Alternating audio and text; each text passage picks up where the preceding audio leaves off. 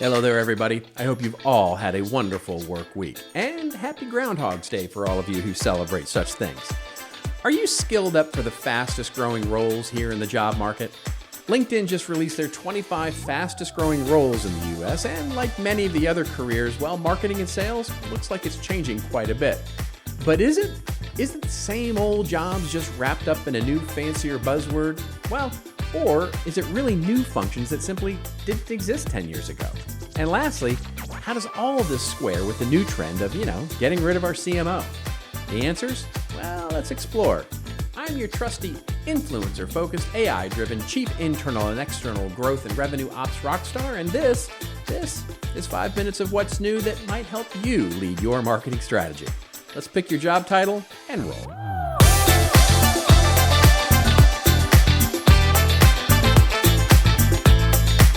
Hello everybody, Robert Gross here with What's New in Marketing. It is what's new, but most importantly, it's something important that we hope will help you lead your marketing strategy. And if we can help you or your team lead your marketing strategy with custom training, ongoing marketing, education, or consulting, well, get on over to contentmarketinginstitute.com and let us know. So it is Groundhog's Day, and in Punxsutawney, Pennsylvania, a rambunctious rodent named Phil will once again come out and tell us whether or not we're going to have 6 more weeks of winter. Phil has had this job, well, the same job anyway, since the late 1800s, although it's really only been since 1961 that Phil was his actual name. But for the rest of us, our jobs and the skills we need to perform them, they're changing much more quickly. A couple of new trends really start to give us an interesting way to look at what our current skill set is and what we may want to be preparing for. The first is the recent news that the CMO job may go the way of the dodo. The stories about the demise of the CMO as a position, they're not new, of course, but last month, logistics company UPS, well, they made headlines. They not only lost their CMO, Kevin Warren, but decided to eliminate the entire role. Or did they? So as of now, there will be a new role created called the Chief Commercial and Strategy Officer, which will oversee marketing, revenue, product management, strategy, transformation. That's a lot. I mean, if that makes you scratch your head and go, wait a minute, I didn't, but they didn't, how is that? We'll come back to that. But also in December, Etsy, the online arts and crafts marketplace, said it too would eliminate the CMO position by merging those responsibilities under its operations chief. And Walgreens laid off 5% of its corporate staff, including the CMO, and moved those responsibilities to others in the organization. Now, seems like every few years, going back at least a decade, we've had some discussion about the true nature of the CMO role.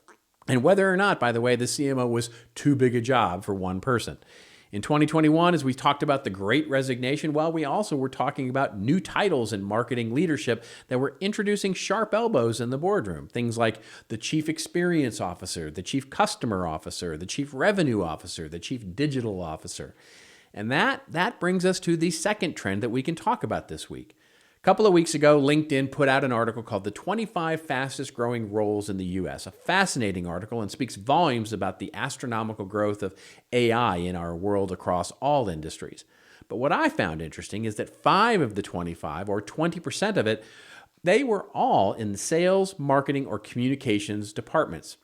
These include the Chief Growth Officer, see the previous, what I just talked about, but also the Director of Revenue Operations, the External Communications Manager. I suppose that's distinguished from the Internal Communications Manager. Anyway, the Influencer Marketing Manager and Head of Partnerships. But if we dig into these functions, here's the thing. Here's what we find very interesting.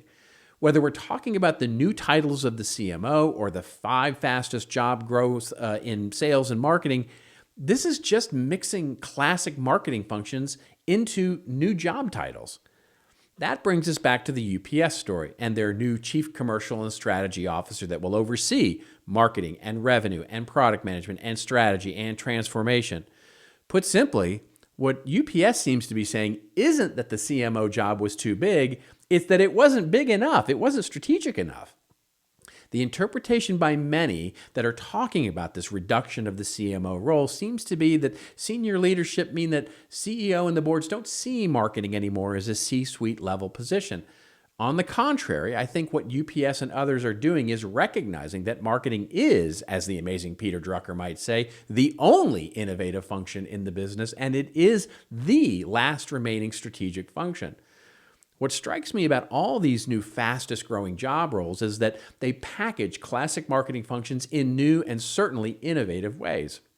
For example, Chief Growth Officer. Now, according to LinkedIn's job description, what they do is they develop and execute an organization's strategies for driving revenue, expanding market presence, and ensuring sustainable growth.